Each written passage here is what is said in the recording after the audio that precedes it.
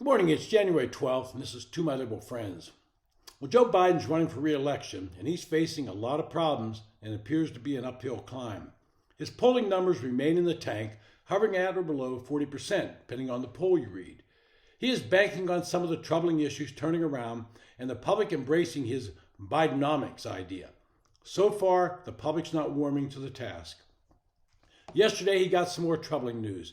December Consumer Price Index showed prices ticked up slightly at 0.3% over last month, an increase from the 2% seen in November. Prices rose 3.4% over the prior year, an increase from 3.1% seen the month prior. Yes, that means inflation's going up. Core inflation, where the volatile food and energy prices are removed, came in at 3.9%, and that was slightly higher than economists projected. And that's not a good sign, as Biden hopes the Fed will eventually start lowering interest rates. This is important because the housing industry is going to continue to languish so long as buyers stay out of the market.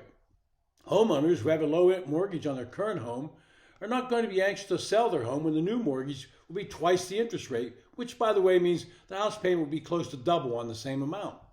And that means there's a short supply and housing prices continue to increase.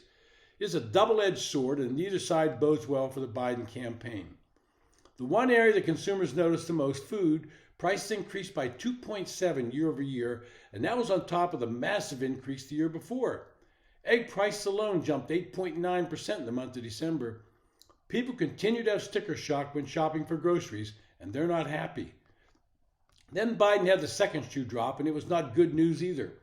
The U.S. federal government posted a December deficit of $129 billion, up $44 billion or 52% from a year earlier, as outlays rose while receipts fell from December 22 levels that were swelled by pandemic-deferred tax payments. The U.S. Treasury reported this on Thursday. This means the cost of servicing that debt continues to skyrocket. Public debt interest costs for December rose to $119 billion, up 11%, or $12 billion from December 2022, due to the higher debt levels and the higher weighted average interest rates of 3.1%. This rate was 0.75 of a point higher than a year earlier. And if you think those numbers are an aberration, then look at the first quarter numbers for the fiscal year as provided by the Treasury Department. The latest report shows the deficits for those 3 months to be over $500 billion.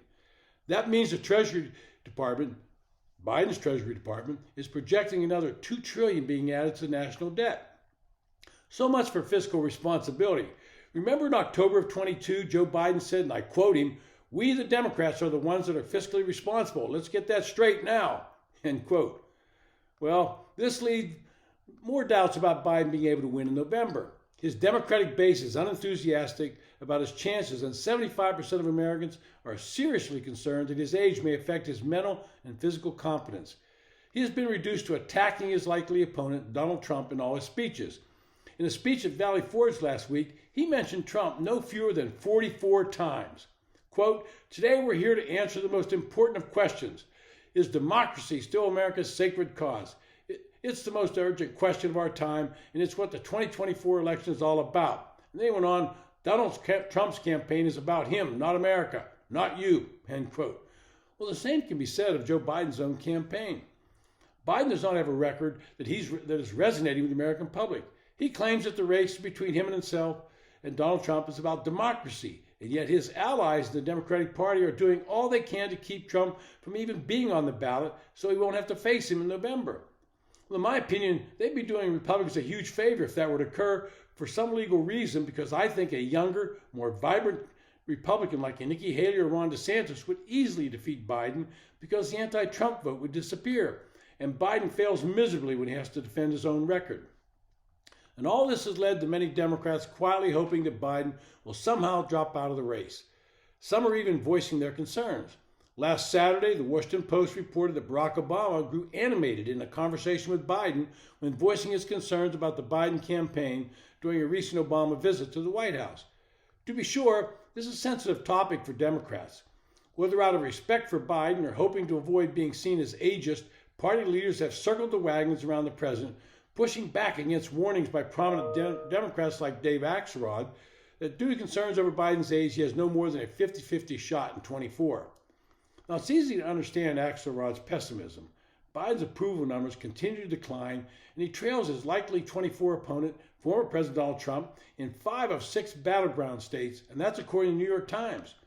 Moreover, the same poll shows Biden losing all 6 swing states, Nevada, Georgia, Arizona, Michigan, Pennsylvania, and Wisconsin, to a potential GOP challenger, Nikki Haley, and losing by double digits to a generic Republican candidate. That's not good news for Biden. But Joe Biden has not shown any indication that he will be bowing out.